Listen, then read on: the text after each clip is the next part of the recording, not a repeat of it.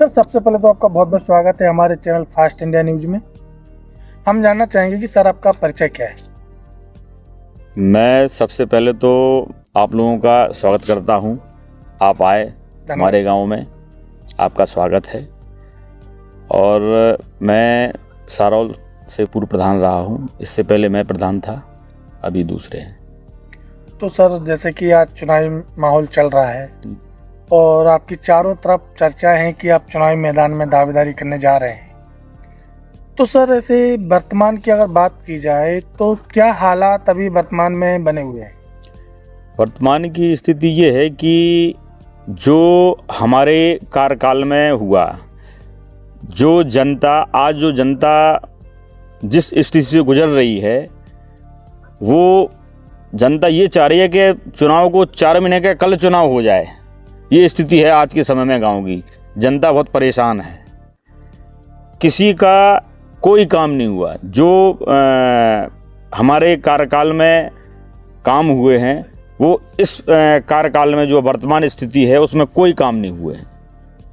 सिर्फ जैसे कि जनता को फ़ायदा दिया जाता है, सरकारी योजनाओं का फ़ायदा, जनता को कोई फ़ायदा नहीं हुआ है। सिर्फ हाँ, सीसी रोड ये तो अपने फ़ायदे के लिए कोई भी करवा सकता है। एफएक्स हुआ, सीसी हुआ, ये तो अपने हम जब समझे, जब जैसे आवास हो गए आपके, हमने अपने पीरियड में गोट सेंटर बनवाए, काऊ सेट बनवाए, गोट सेट बनवाए, आवास बनवाए, ये सारी चीज़ें बनवाई आज। और शौचालय बनवाए, कम से कम 100-125 शौचालय बनवाए थे हमने अपने समय में। इन 4.5 सालों में अगर गांव का एक व्यक्ति कोई कह दे कि एक शौचालय बना हो, किसी का एक आवास जो बन रहे हैं वो मेरे ही आवास बन रहे हैं अभी। यानी जो आपके कार्यकाल में मेरे कार्यकाल के आवास आज भी मेरे सिर्फ जो आदिवासी हैं, कुछ 4-5 आवास वो इस कार्यकाल के हैं। बकाया जितने भी आवास हैं वो मेरे कार्यकाल, मेरे पास किए हुए आवास हैं, मेरे पीरियड के आवास हैं। वो मैंने खुद पास करवाए थे जो आवास। और अभी जनता का एक भी पर्सनल काम, जो जैसे आवास हो गए आपके, जो अपनी देहाती भाषा में कहा जाए, जैसे छिज्जा घर हो गया, गैया घर हो गया, ये किसी के नहीं। हमारे कार्यकाल में जो 5 साल हमारा कार्यकाल रहा उसमें छिज्जा घर भी बने हैं और गैया घर भी बने हैं और शौचालय भी बने हैं और सीसी भी डली हैं। गांव में सीसी डलवाई हैं, एपेक्स भी डलवाए हैं, ये सारे काम करवाए हैं। अच्छा, अगर बात की जाए जो आज देखा जाता है हर गांव में है साफ सफाई का मुद्दा। जी। तो आपकी ग्राम पंचायत में जो कचड़े घर बनाए गए हैं, तो आपकी ग्राम पंचायत में बने हुए? हाँ, कचड़ा घर अभी बना है, लेकिन अभी उसमें कुछ तैयारी नहीं है। बना डला हुआ तो है, करीब शायद 6 महीने हो गए उसको बने हुए, लेकिन अभी तक चालू नहीं हुआ वो। और अगर बात की जाए सफाई कर्मियों की, सफाई कर्मी का ये है कि आते हैं, कभी आते कभी नहीं आते। लेकिन आज की स्थिति ये है कि किसी गली में सफाई नहीं है। आज की जो स्थिति है, हर गली में गंदगी फैली हुई है। जब हमारा कार्यकाल था, हमारे मिलने वाले थे, अगर उन्होंने फ़ोन कर दिया कि हमारे यहाँ प्रोग्राम है प्रधान जी, हमें सफाई करवानी है, तत्काल पहुँचता था सफाई वाला। और आज क्या आलम है?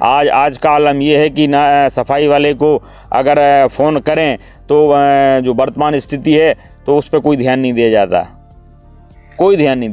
और आपके यहाँ खेल कूद का मैदान बना हुआ है? नहीं, अभी नहीं बना है खेल कूद का मैदान। अभी नहीं। तो ये बना नहीं है तो उसके पीछे कारण क्या है? क्या सरकारी ज़मीन नहीं है क्या? सरकारी ज़मीन है, क्यों नहीं है, लेकिन अब गवर्नमेंट बजट देगी उसी हिसाब। ये तो हमने अपने टाइम पे जो है डाला हुआ था प्रस्ताव, बारात घर का प्रस्ताव हमारे टाइम का पीरियड का डाला हुआ है। खेल कूद का भी हमने डाला हुआ था, ग्राउंड का। अभी तक कंप्लीट है। 2 हमने बारात घर के डाले हुए थे प्रस्ताव की। 2 बारात घर हमारे यहाँ बनना है जी। और खेल ग्राउंड का डाला हुआ था। तो ये सारी चीज़ें अब हाँ, ये अगर ये कहें कि भाई पैक्स हमने डलवा दिए, या आप जनता के भी तो काम करवाइए, जनता का जो काम हो उसका भी, वो भी तो काम करवाइए। हमारे टाइम में पेंशनें बंधी, वृद्धा पेंशन बनवाई, आज उन्हीं जो हमने बनवाई थी पेंशन, बेचारे उन्हीं लोगों की पेंशन ही कट गई है। ऐसा क्यों? जो पेंशन हमने बनवाई थी, कम से कम कारण रहा पिता? कारण अब जो भी हो भाई, गांव में वो तो चलता ही है कि पार्टी बंदी है, और वो हमारा आदमी फलाना ढकाना, तो जहाँ थोड़े बहुत पेपर कम हुए तो उसको बेचारे को ध्यान नहीं दिया गया। और हमारा ये था कि चाहे वो हमारी पार्टी का हो या उसने हमें वोट दिया या ना दिया हो, हमारे लिए उस समय सब बराबर थे। भाई हमें अगर जनता ने अगर हमें चुना है, बनाया है, तो अगर राजा है तो राजा के लिए तो सब एक से होते हैं। शिक्षा के विषय में कहा जाए, शिक्षा क्या है?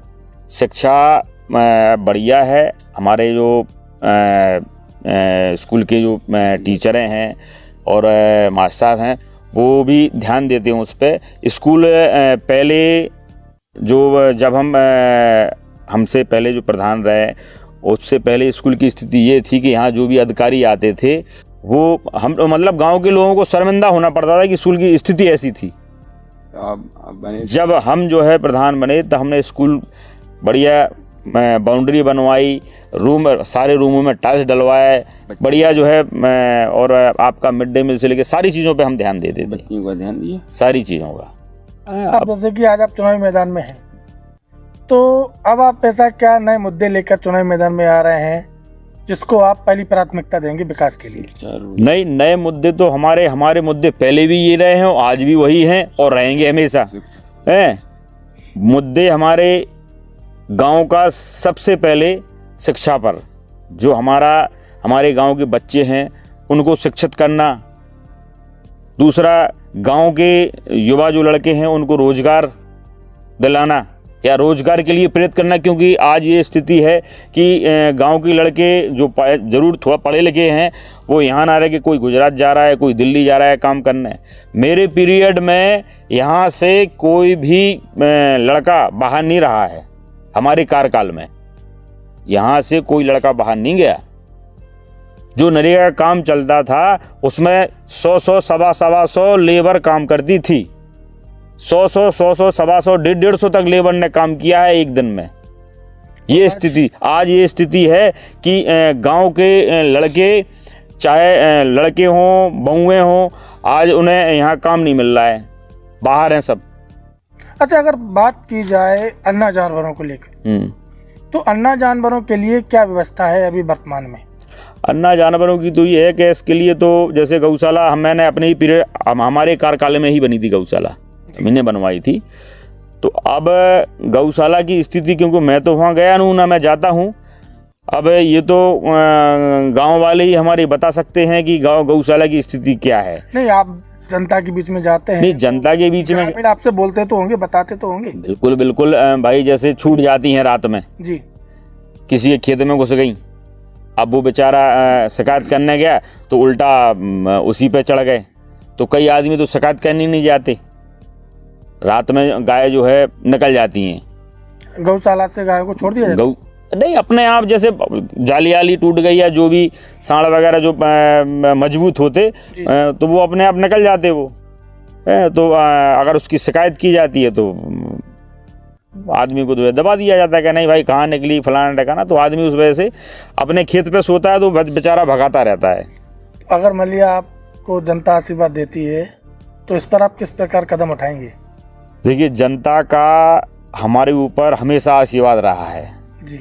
मैं ये जो चुनाव हारा हूँ, उस समय मुझे कोरोना हुआ था, मैं एडमिट था हॉस्पिटल में जी। ना मैं गांव में आ पाया, ना मैं किसी के दरवाजे जा पाया।